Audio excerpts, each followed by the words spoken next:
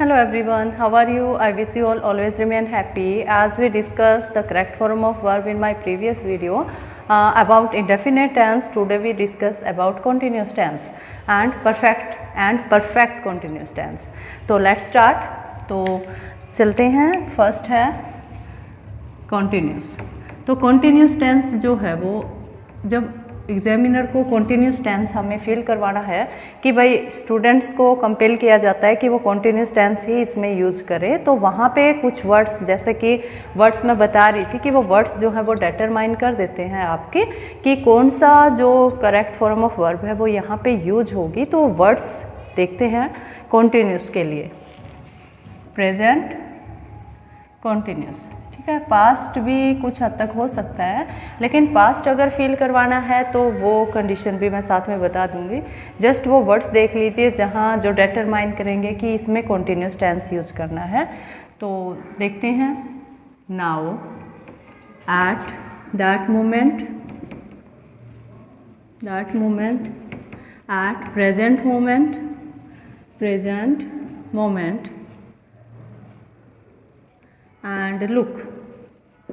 ये कुछ वर्ड्स हैं जो कि हमारे एग्जाम्स के अंदर मिलेंगे, हमें सेंटेंस के अंदर मिलेंगे और वो डिटरमाइन कर देंगे कि इसमें फील क्या करो आप, कॉन्टीन्यूस टेंस करो. अब कॉन्टीन्यूस की पास्ट फॉर्म यूज़ करनी है या प्रेजेंट, वो भी हमारे सेंटेंस में ही पता चलेगा. तो देखते कैसे. Now I dash teach you. Now अब का मीनिंग क्या होता है? अभी जो जस्ट चल रहा है. और कॉन्टीन्यूस का मीनिंग भी क्या होता है? जो कैरी ऑन है. कैरी ऑन क्या होगा? जो उस टाइम होगा ना, वही तो कैरी ऑन होगा. तो जैसे क्या है, आई एम टीचिंग यू. या फिर क्या कर सकते हो, Sneha dash cook at present moment. या एट प्रेजेंट मोमेंट की जगह क्या आ सकता है, एट दैट मोमेंट. इस मोमेंट, इस क्षण स्नेहा क्या कर रही है? कुकिंग कर रही है. तो क्या कर दोगे, इज कुकिंग. अब देखो प्रेजेंट फॉर्म हमने यहाँ पे फील किया है. आपको लगेगा कि पास्ट कैसे होगा, तो वो पास्ट का भी मैं साथ में ही बता दूंगी. अगर देखिए इस सेंटेंस के अंदर कोई भी ऐसा वर्ड नहीं है जो कि ये डिटरमाइन करेगा, ये हमें बताएगा कि इसकी पास्ट फॉर्म यूज करनी है. वो वर्ड्स कैसे मिल सकते हैं हमें? वो मिल सकता है जैसे he told me that Sneha dash cook eight that moment. अब ये जो सेंटेंस है ये मैंने यहाँ पे राइट किया है. तो इसमें टोल्ड जो है वो हमें बताएगा कि यहाँ पे एट दैट मोमेंट शो करेगा continuous tense and told show past continuous tense. तो हमें तब यहाँ पे क्या लिखना पड़ेगा, वाज कुकिंग. ये बन जाएगा he told me that Sneha was cooking eight that moment. इस तरह से हमें बनाना पड़ेगा. और लुक देखिए कैसे होगा. Look, smoke come from the window. ये काफ़ी मतलब आप ये बोल सकते हो प्रायोरिटी देता है एग्जामिनर इसी सेंटेंस को बार बार बोर्ड एग्जाम में रिपीट करने की. तो ये ध्यान से देखना. लुक देखो, तो कोई भी इंसिडेंट है, कोई भी चीज़ है, हम देखते कब है, जब वो कैरी ऑन होगी, जब वो चल रही होगी, जारी होगी. धुआं जो है वो खिड़की से बाहर आ रहा है, तो जब वो काम शुरू होगा, वो कैरी ऑन होगा, निरंतर चल रहा है, तभी तो हम उसको शो कर पाएंगे ना, तभी तो देख पाएंगे हम उसको. तो धुआं जो है वो खिड़की से बाहर आ रहा है, तो क्या होगा, look smoke is coming from the window. तो यहाँ पे हम कॉन्टीन्यूस टेंस का यूज कर लेते हैं, ऐसे हो जाएगा. तो कुल मिला के इसमें ज़्यादा कई वर्ड्स भी नहीं हैं कि आप कंफ्यूज हो जाओ, ये ही मिलेंगे. ये देखिए ऊपर जो लिख रखे हैं ना, now at that moment, at present moment, look. और क्या हो सकता है, Ram read when I reached his home. एक और देखो बिल्कुल सेम ही होगा, जस्ट थोड़ा सा डिफरेंस उसके अंदर मिलेगा। Read when I reach his home.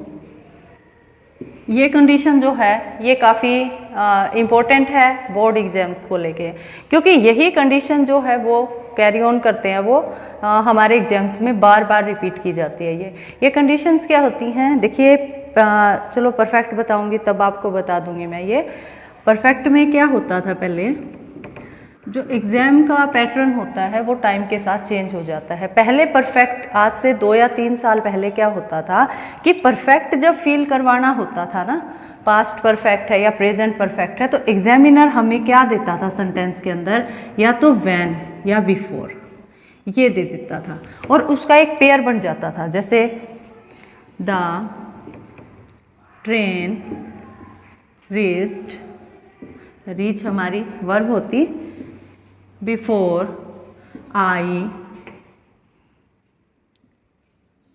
Reached the station. तो यहाँ पे रीच की बजाय आप लीव वर्ड यूज़ कर लो, वो ज़्यादा अच्छा रहेगा। The train dash leave before I reach the station. तो हम भी टीचर जो थे वो भी पेयर बता देते थे कि भाई अगर सेकंड फॉर्म आ गई ना यहाँ पे, तो आप हैड प्लस थर्ड फॉर्म लगा दीजिए, आपका बिल्कुल ठीक हो जाएगा। व्हेन वाला कैसे होता था, the patients die when the doctor came. तो सीधा हम क्या बताते थे कि बिफोर है, व्हेन है, अगर आपके सेंटेंस के अंदर है और आपको वहाँ पे सेकंड फॉर्म मिल रही है तो आप हैड प्लस थर्ड फॉर्म लगा दो, और अगर आपको हैड प्लस थर्ड फॉर्म मिली है तो आप सेकंड लगा दो, ये एक पेयर हो जाता था। तो उस कंडीशन में क्या है, जैसे इसमें है हमने सेकंड फॉर्म मिली तो हैड डाइड, जब डॉक्टर वहाँ पे पहुँचा ना तो पेशेंट जो है वो मर चुका था। इसी तरह यहाँ पे इससे पहले कि मैं स्टेशन पहुँचता गाड़ी जा चुकी थी। तो कई ये दे देते थे वो एग्जामिनर, ये हमारे बोर्ड एग्जाम में दे देते थे। लेकिन अब क्या है, अब जो पैटर्न है वो चेंज कर दिया गया है, और वो पैटर्न क्या है कि हमें पूरा सेंटेंस रीड आउट करना पड़ेगा एक बार कि देखो यहाँ पे कॉन्टिन्यूस आएगा या फिर हमारा परफेक्ट और जो पास्ट इंडेफिनिट है उसका पेयर चलेगा। तो यहाँ पे देखिए, Ram dash read when I reached his home. जब मैं उसके घर पहुँचा तो राम क्या था, पढ़ रहा था। क्या हो जाएगा यहाँ पे, पढ़ रहा था, रीडिंग। क्यों का यहाँ पे वॉज क्यों लगाया हमने, क्योंकि यहाँ पे ये सेकंड फॉर्म है, और सेकंड फॉर्म जो है वो क्या शो करती है कि हमारा सेंटेंस जो है वो पास्ट फॉर्म में है।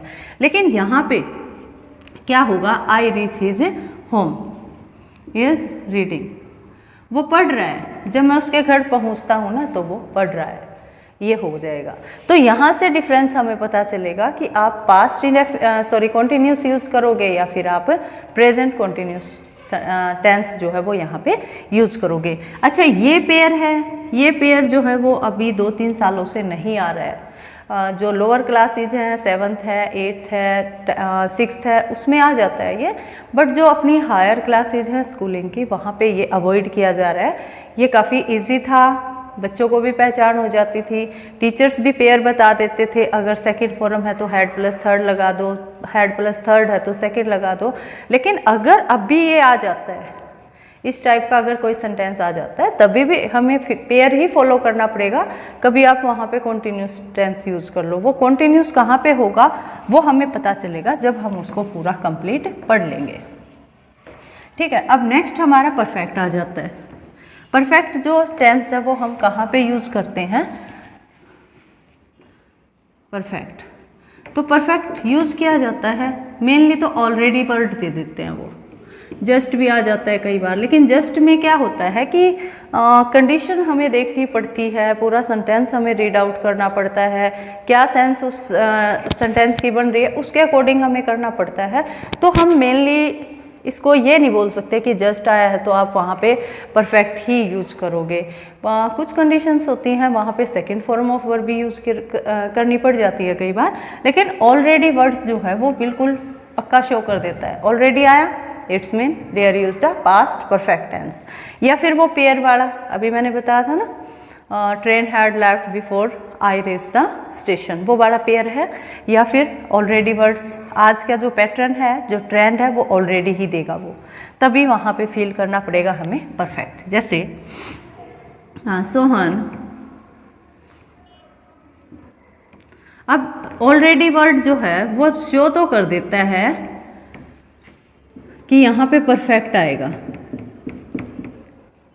लेकिन कैसे आएगा वो बताती हूँ। इसमें फिर ट्विस्ट कहाँ पे है, वो बोलते हैं ना ट्विस्ट आएगा अभी, तो ट्विस्ट यहीं पे है उसका। ऑलरेडी देखा हमने क्या फील कर दिया, हैड प्लस थर्ड फॉर्म कर दी, तो क्या कर दिया, had return, already had return this text, इस टेक्स्ट को वो लिख चुका है। लेकिन ये जो है ये रोंग होगा हमारा, मैं बता भी रही हूँ पास्ट परफेक्ट आएगा, but then it will be the wrong sentence. तो करेक्ट क्या होगा, करेक्ट हमारा होगा, सोहन तो सेम है, ऑलरेडी को हम बीच में रखेंगे, had already return this text, ठीक है। इसको हम जब बीच में रखेंगे ना ऑलरेडी को, तभी ये सही होगा, अदरवाइज ये जो है वो गलत है।